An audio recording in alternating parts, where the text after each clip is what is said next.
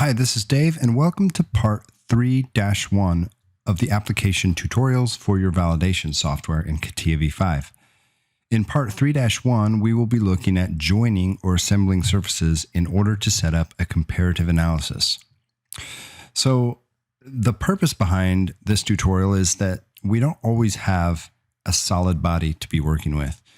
If a solid body is ever available, we definitely want to take advantage of that. Solids are inherently better for this type of analysis because there's clearly an inside and an outside of a solid. With surfaces, understanding which side of the surface is inside or outside is much more complicated for the analysis. So again, if you have a solid body, you want to use it. However, there's plenty of examples where you may not have a solid body. One of those is if someone sends you an IGES model. An IGES, when it gets imported, it imports as surface geometry into CATIA. And it's common, especially as IGES data is exported from one software and imported into a different software. There are little inconsistencies in the importers and the exporters. And sometimes surfaces do not get sewed together. Sometimes surfaces are just missing. And sometimes they overlap and we just have issues. Sometimes surfaces even get untrimmed and don't look the way that they should. In the most basic of surface manipulation in CATIA, we are going to just learn how to join a bunch of surfaces together so that we have one surface made up of these many sub-elements. And when running a comparative analysis, the software does need either a solid or a single surface feature in CATIA that represents the whole part. Now, to do this, we need to, first off, create a new geometrical set. It's likely that you'll have a geometrical set that is containing all of these surfaces. You may have multiple geosets that contain the surfaces.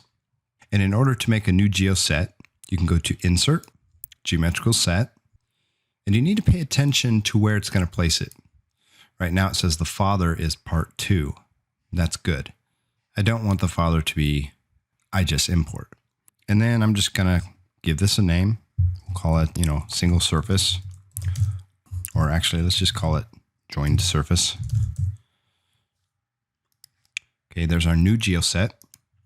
And we want it to be underlined the way that it is. That means that it's defined as our in-work object. If it's not, you simply right-click and say Define in-work object. That means that any new items that you build in CATIA are going to go inside of this geoset. So if I make a point, it starts to draw the point inside that geoset.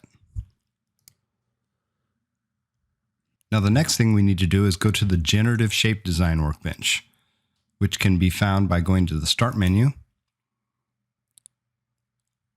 Shape, Generative Shape Design.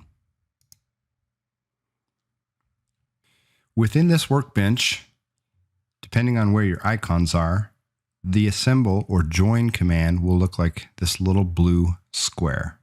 As you hover over it, you can see these little puzzle pieces kind of fit together. Everybody's icons are going to be in different spots, so if you're having trouble finding it, go to Insert, Operations, and Join.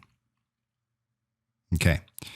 Now, if you click it first, it's going to say, what do you want to join? And you can go through and you can either click this geoset or you can click the first and then shift click the last, and it's going to toss every one of those surfaces in here.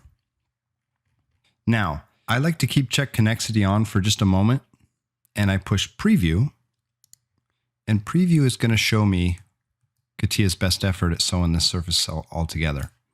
And you're going to see if there's holes, you're going to see them show up. You see right here, it's outlining this with this kind of green line. There's a hole there. Okay, and this is typical. When you import IGES data, you get little holes. Things like this happen. Now you can look at this and say, oh man, this is no good. I've got to have those filled. And then you're going to have to troubleshoot. I mean, there's going to be whether you have to go back and try to export the data with different settings, try to ask whoever's sending you the file to export it differently, you're going to have to troubleshoot. And by the way, if you have a chance, if someone can export data as a step, that is always preferable. Step data is much, much better. And step data will give you solids. So I'm okay with these holes in this example because there are no points that need to be measured to these spots. And we're just going to say, hey, it's okay. We've got the other places covered. So we'll say okay to that. Now you can see we've got this single item called join one, and it's the whole surface.